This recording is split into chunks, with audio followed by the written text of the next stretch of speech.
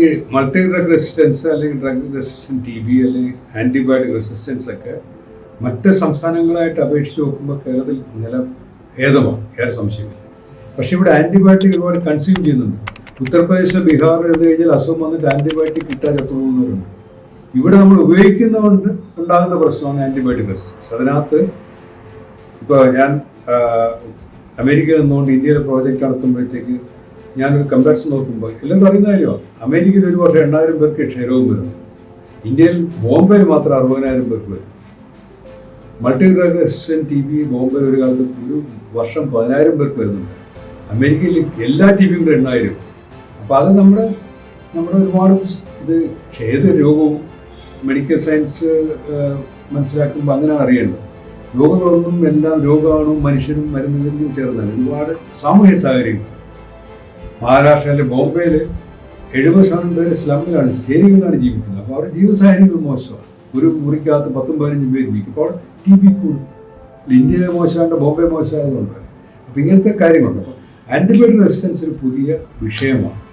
ഇപ്പോൾ ആദ്യത്തെ ആൻറ്റിബയോട്ടിക് വരുന്നത് 1928 എന്ന് പറഞ്ഞാൽ ഇപ്പോഴും 97 വർഷമായിട്ടും പെൻസിലിൻ വരുന്നത്. അതിനുമ്പ് അണുബാധ വന്നു കഴിഞ്ഞാൽ മരിച്ചു പോവുക, രക്ഷപ്പെടുക. ഇപ്പം അങ്ങനെയല്ല, നമുക്ക് ആലോചിക്കാൻ പറ്റും. നമുക്കൊരു അണുബാധ നമ്മൾ മരുന്ന് കഴിച്ച് നമ്മൾ ഭേദപ്പെടുക. നെഹ്റുവിൻ്റെ ഭാര്യ കമലാ നെഹ്റു 1936 വയസ്സിൽ മരിക്കുന്നത്. 36 മരിക്കുന്നത്. 1936 36 വയസ്സേ ഉള്ളൂ. ഒരു മരിക്കുന്ന ക്ഷയരോഗം കാരണം. പിന്നും കുറച്ച് വർഷം കഴിഞ്ഞപ്പോൾ ക്ഷയരോഗത്തിന് ഒരു ആൻറ്റിബയോട്ടിക് കണ്ടുപിടിച്ചു. ആ മരുന്ന് അന്നുണ്ടായി ചിലപ്പോൾ കമലാ നെഹ്റു പിന്നെ എത്ര വർഷം ജീവിച്ചിരുന്നില്ല. അല്ലെങ്കിൽ അവർക്ക് അതിന് ശേഷമാണ് ക്ഷയരോഗം വന്നത്.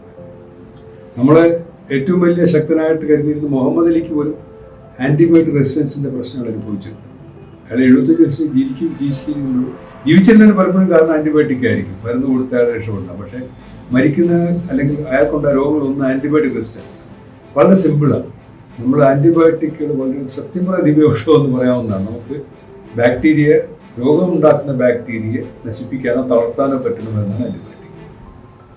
ആൻറ്റിബയോട്ടിക് ഒരുപക്ഷെ പെൻസിലിനെ കണ്ടുപിടിച്ചത് കൊണ്ടായിരിക്കണം നമ്മളൊക്കെ പലരും ജീവിച്ചിരിക്കുന്നത്. കാരണം നമ്മുടെ അപ്പൂപ്പന്മാരാരെങ്കിലും ഏതെങ്കിലും അണുബാധയിൽ മരിച്ചുകൊണ്ട് പെൻസിലിൻ കൊണ്ടോ സമാന മരുന്നുകൾ കൊണ്ടോ രക്ഷപ്പെടുത്തിക്കൊണ്ടാണ് നമ്മുടെ ഒരുപക്ഷെ അച്ഛനമ്മമാരുണ്ട്. അതുപോലെ കാരണമായിരിക്കും നമ്മൾ ജീവിച്ചത്.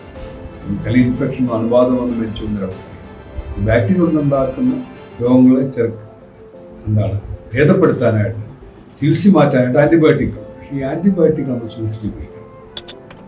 അപ്പോൾ നമ്മൾ ഒരു ഡോക്ടർ പറഞ്ഞിട്ട് ആൻറ്റിബയോട്ടിക് കഴിക്കുക. ആവശ്യമുണ്ടെങ്കിൽ ഡോക്ടർ പറയും.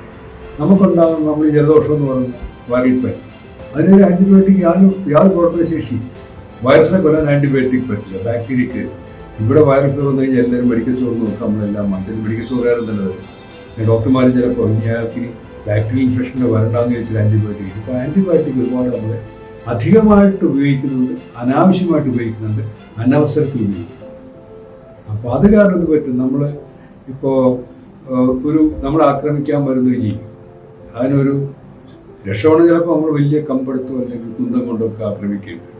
നമ്മളതിന് പെൻസിലെടുത്ത് അടിച്ചാൽ കിട്ടിക്കും. പെൻസിൽ കൂടി നമുക്ക് കുത്തുന്നുണ്ട്. ഇതുപോലെയാണ്. അപ്പോൾ ബാക്ടീരിയ എന്ന് പറയുന്ന സൂക്ഷ്മജീവി അപകടകാരിയാണ്. നമ്മൾ എത്രയോ പേര് ഇപ്പോഴും ബാക്ടീരിയ അണുബാധ മരിച്ചു പോകുന്ന നാടാണ്.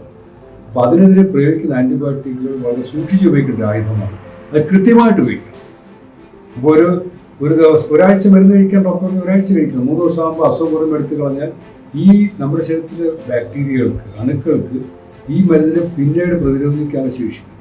ഇയാളുടെ വേറെ ആൾക്ക് കിട്ടുമ്പോൾ അയാൾക്ക് ഓൾറെഡി ആൻറ്റിബയോട്ടിക് കേൾക്കാത്തത്, പിന്നെ അടുത്ത ലെവൽ ആൻറ്റിബയോട്ടിക് പോകും.